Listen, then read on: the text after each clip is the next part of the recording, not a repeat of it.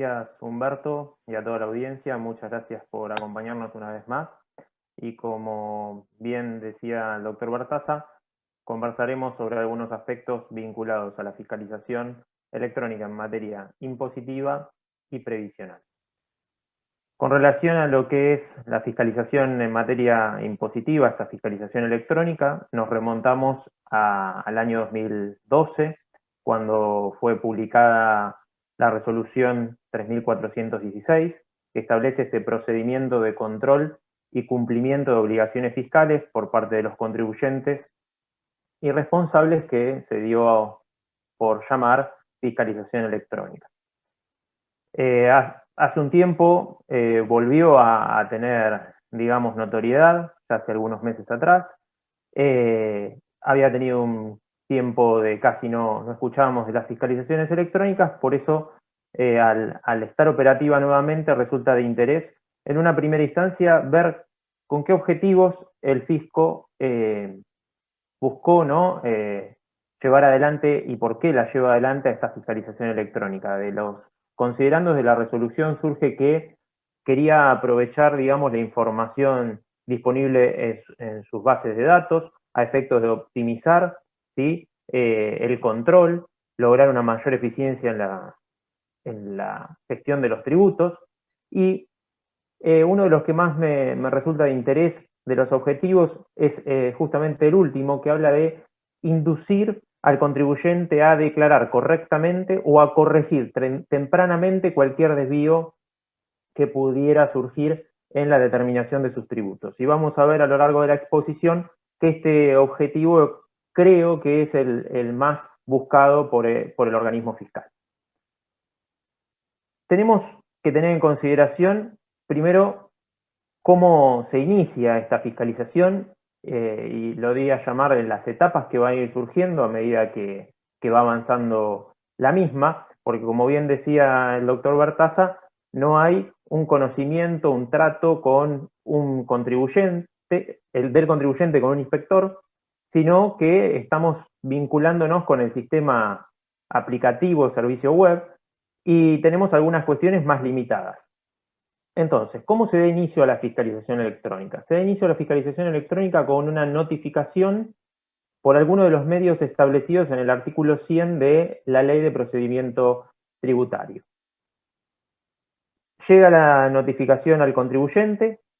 Una vez que es notificado, a partir del día siguiente va a tener 10 días para responder el requerimiento, es decir, recibe la notificación, se inicia el procedimiento de fiscalización electrónica y dentro de esos 10 días va a tener que contestar un requerimiento electrónico.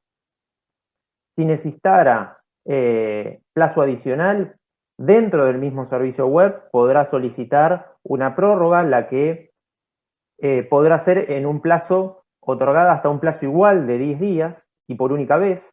Entonces ya empezamos a encontrar algunas diferencias con lo que es la fiscalización presencial. Más de una vez necesitamos cumplimentar parcialmente el requerimiento y solicitar otra prórroga, y eso lo vamos gestionando más allá de los pedidos formales por multinota, lo vamos gestionando con el inspector actuante. En este caso tenemos una sola prórroga y se solicita por sistema. Ese requerimiento fiscal electrónico en general tiene la característica de un cuestionario. Vamos a ir respondiendo las preguntas que nos va haciendo el organismo fiscal, y también lo que permite, conforme lo establece la resolución, es adjuntar documentación. Esa documentación va a ser adjuntada en PDF, dice la norma, y la aplicación web permite incluirlas todo en un archivo comprimido para poder subir una mayor cantidad de información. Entonces, en una primera instancia, si el contribuyente da cumplimiento a este requerimiento fiscal, lo envía y obtendrá, ¿sí?, un acuse de recepción. Aquí es importante posicionarnos en la época temporal donde fue sancionada esta resolución, publicada esta resolución, y dónde estamos hoy. Si bien la resolución en términos generales dice que va a ser notificado el inicio de la fiscalización electrónica por cualquiera de los medios previstos en el artículo 100 de la Ley 11.683, tenemos que tener en cuenta que a través de la Ley 27.430, a finales del 2017, y la norma reglamentaria la resolución general 4280, se ha generalizado y se ha vuelto obligatorio, salvo excepciones expresamente previstas en esta resolución, el domicilio fiscal electrónico. Por lo tanto, es de vital importancia llevar adelante un control, ¿sí?, de las notificaciones recibidas en el domicilio fiscal electrónico, y a los efectos del cómputo de los plazos, recordemos que la resolución contempla que la notificación se considera perfeccionada cuando el contribuyente o responsable abrió el archivo digital de la notificación puesta a disposición del domicilio fiscal electrónico, o en su defecto a partir de las 0 horas del día lunes siguiente a la puesta a disposición de esa notificación en el domicilio fiscal. Entonces tengamos en cuenta entonces este tema de domicilio fiscal electrónico, que es hoy más que nada donde el fisco está comunicando los inicios de fiscalización electrónica. Por otra parte, la propia resolución contempla una situación especial, que es que no se pueda notificar al contribuyente y por lo tanto, en esta primera instancia no se pudo lograr el contacto con el contribuyente, va a tener que emitir una nueva notificación, y esa notificación va a ser circulada, ¿sí?, enviada al domicilio fiscal alternativo. En este caso puntual, la resolución dice que esa notificación va a tener que ser sí o sí por carta certificada, y al domicilio fiscal alternativo. Recordemos que la resolución general 2109, que reglamenta el domicilio fiscal, prevé que bajo determinadas circunstancias, cuando no se pueda lograr contacto con el contribuyente, la AFIP podrá declarar alguno de los domicilios que conozca y que tenga información en su base de datos como domicilio fiscal alternativo a efectos de comunicarse y prestar notificaciones al contribuyente. Si en ese domicilio fiscal alternativo se logra la notificación, pasará entonces a darse inicio a la fiscalización electrónica. Si no se logra lograr contacto con el contribuyente, va a generarse la siguiente situación. Tendremos la suspensión de la quit del contribuyente, la publicación del domicilio fiscal del mismo como no identificado en la página web del organismo fiscal, y a su vez la clave fiscal se transformará en nivel de seguridad, pasará a tener nivel de seguridad 1 y solo limitada a subsanar esta situación. Entonces aquí encontramos ya algunas cuestiones vinculadas con lo que conocemos como sanciones anómalas o impropias que empieza a sufrir el contribuyente por no tener, digamos, en regla determinadas circunstancias. En este caso, el domicilio fiscal. Indirectamente se suspende la quit como consecuencia de no tener el domicilio fiscal correctamente declarado y no haberse logrado la notificación. La propia resolución prevé que esta clave fiscal con nivel de seguridad 1 le permitirá, si así lo contempla el contribuyente, regularizar la situación del domicilio fiscal a través de el servicio exclusivamente de fiscalización electrónica. Entrará a ese servicio y declarará que tiene intención de regularizar el domicilio, va a declarar un nuevo domicilio como autodeclarado, y si así fuere, se le va a volver a notificar al contribuyente el inicio de la fiscalización electrónica. Si esa notificación es positiva, se logra contactar con el contribuyente, automáticamente se rehabilitará la quit. Si no, lo que se va a disponer es una fiscalización inmediata presencial. Ahora sí, a lo que es el servicio web.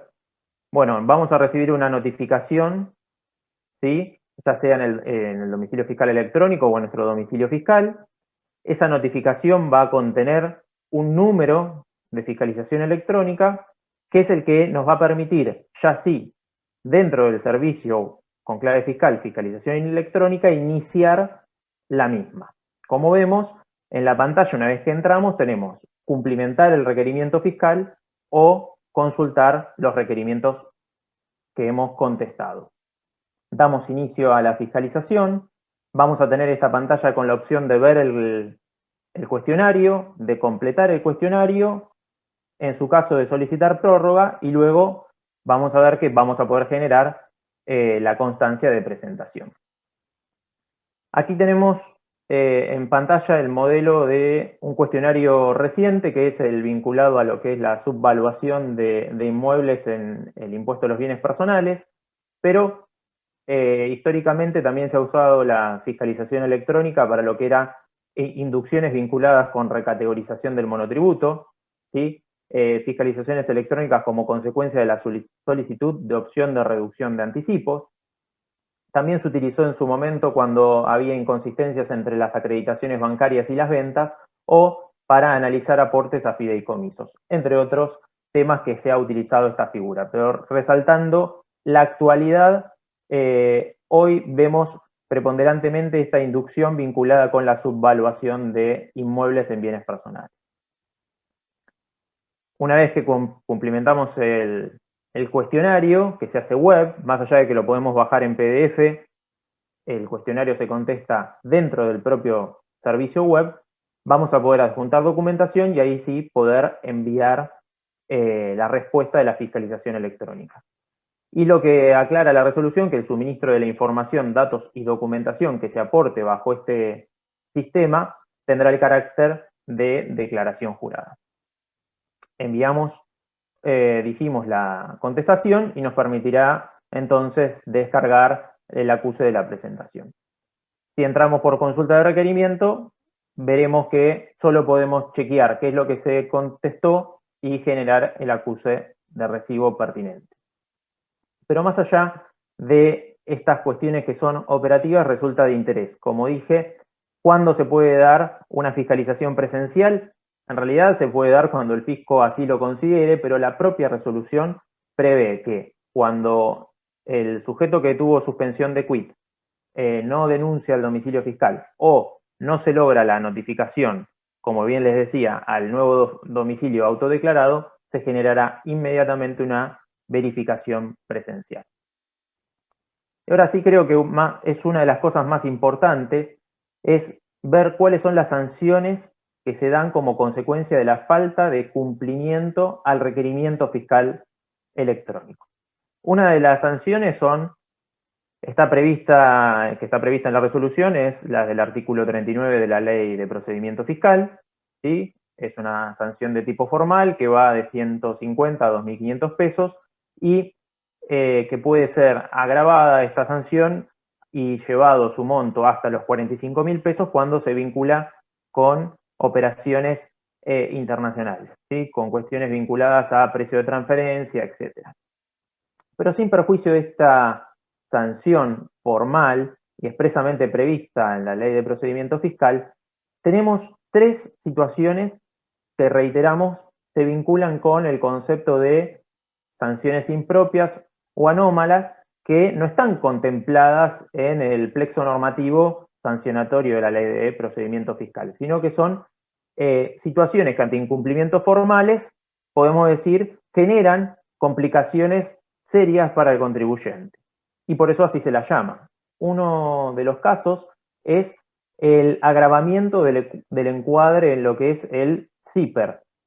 Esto lo que genera es que se incremente la categoría CIPER y sea un contribuyente más propenso, por decirlo de alguna forma, a fiscalizaciones, sin perjuicio de que sabemos que estar en categoría CIPER alto, por ejemplo, nos pueden complicar en la cantidad de cuotas que podemos adherir en un plan de pago. Si bien hoy está suspendido ese análisis, así lo prevé el plan de pago permanente. Dependiendo de la categoría CIPER, va a ser la cantidad de cuotas que podré tener en ese plan. Después, otra situación de gravedad que se podría dar es la exclusión o suspensión de registros tributarios o especiales.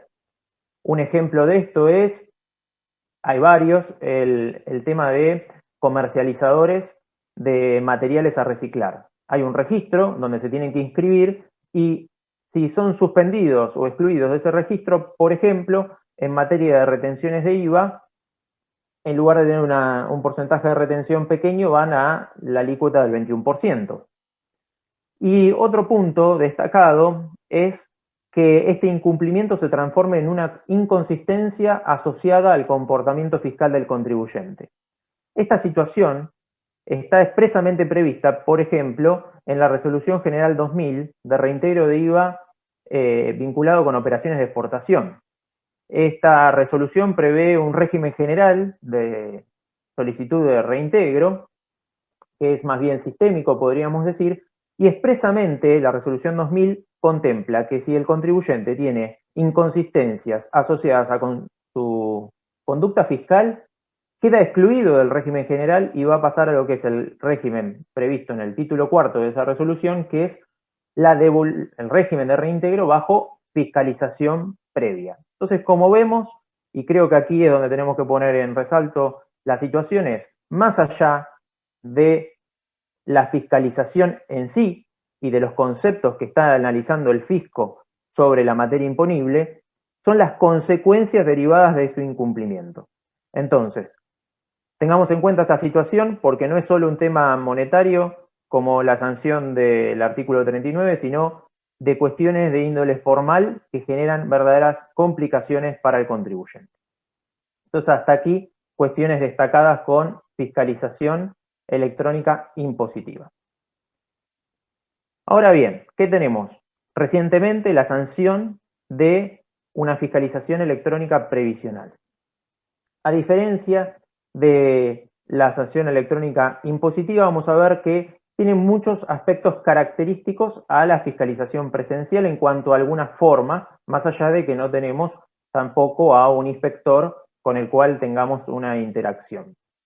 La resolución 4851, ¿sí?, del 6 de noviembre del 2020 estableció este sistema de fiscalización electrónica previsional que comprende a los contribuyentes y responsables de los recursos de la seguridad social, pero en materia del régimen de empleadores, ¿sí? No habla nada esta resolución de lo que es el régimen de trabajadores autónomos, ¿sí?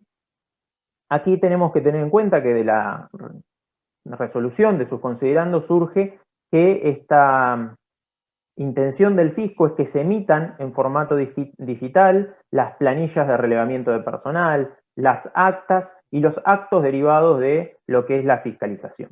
Asimismo, van a tener firma electrónica las órdenes de intervención, comunicación de inicio y finalización de la inspección.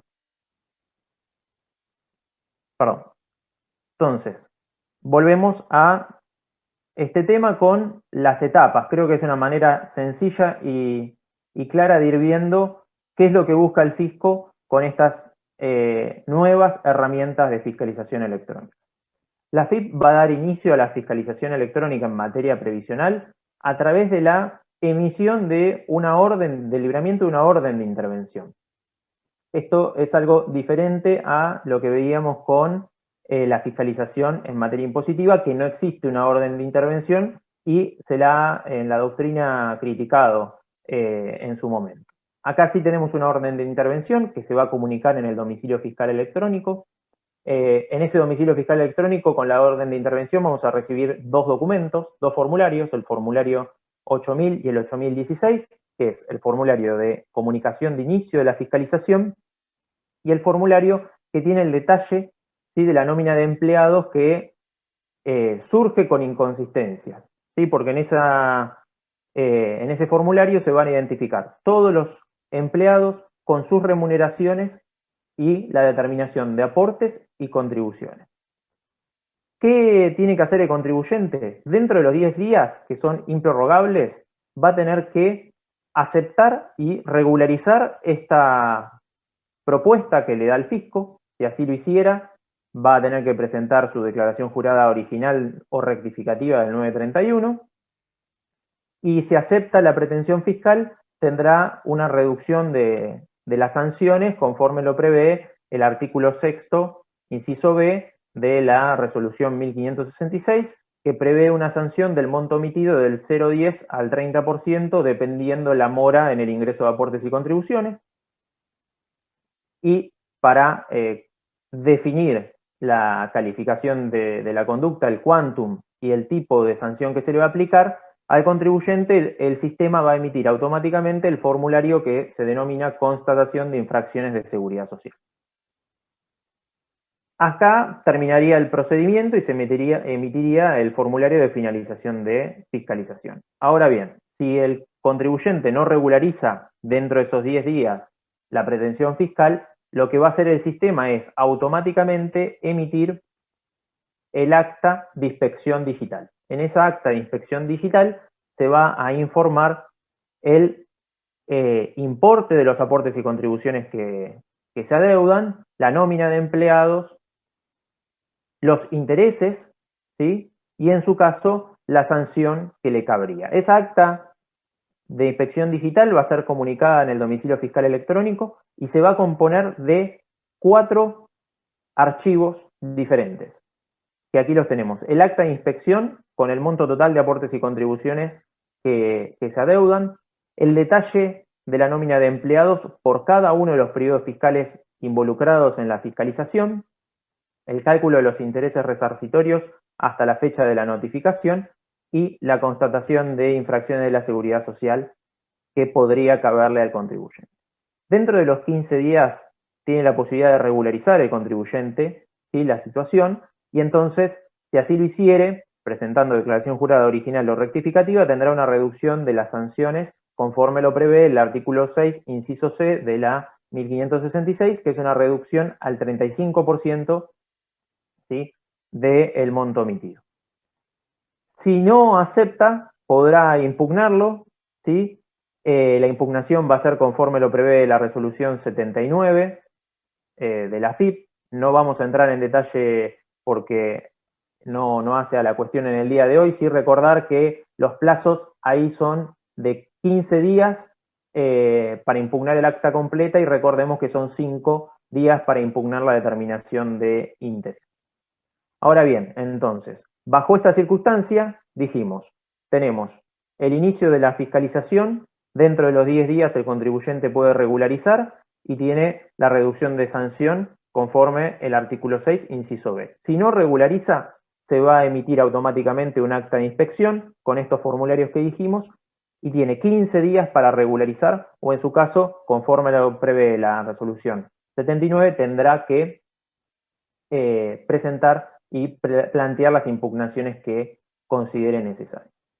Y para finalizar, tenemos que tener en consideración que la resolución 4851 ha modificado algunos puntos destacados de la resolución general 79 y de la resolución 1566. Pero esas modificaciones no han, digamos, cambiado cuestiones sustanciales de las normas mencionadas, sino más bien han incorporado la posibilidad, por ejemplo, de llevar adelante una fiscalización electrónica o han incorporado referencias normativas a la 4851. No ha cambiado, como dije, cuestiones sustanciales, sino más bien formales o de forma. Así que bueno, para finalizar, tengamos en cuenta tanto en la fiscalización en materia electrónica, en materia impositiva, como previsional, la importancia de el domicilio fiscal electrónico. Hoy es el medio que el fisco está utilizando para comunicar este tipo de fiscalizaciones y es de preponderancia estar atentos a esas circunstancias. Así que bueno, les agradezco y quedamos abiertos a las preguntas en algunos instantes. Muchas gracias.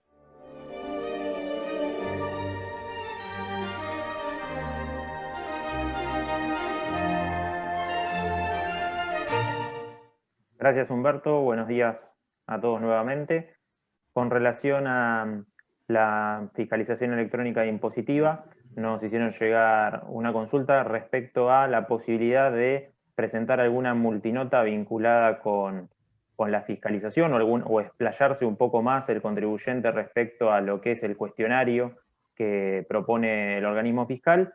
Lo que tenemos para decir es que con relación al cuestionario, ese cuestionario está predeterminado con las opciones que nos da el servicio web, pero nada dice la resolución que podamos incorporar como documento adjunto, así como podremos adjuntar alguna prueba, alguna explicación o algún detalle que permita brindar mayor información sobre lo que se contestó en el cuestionario web.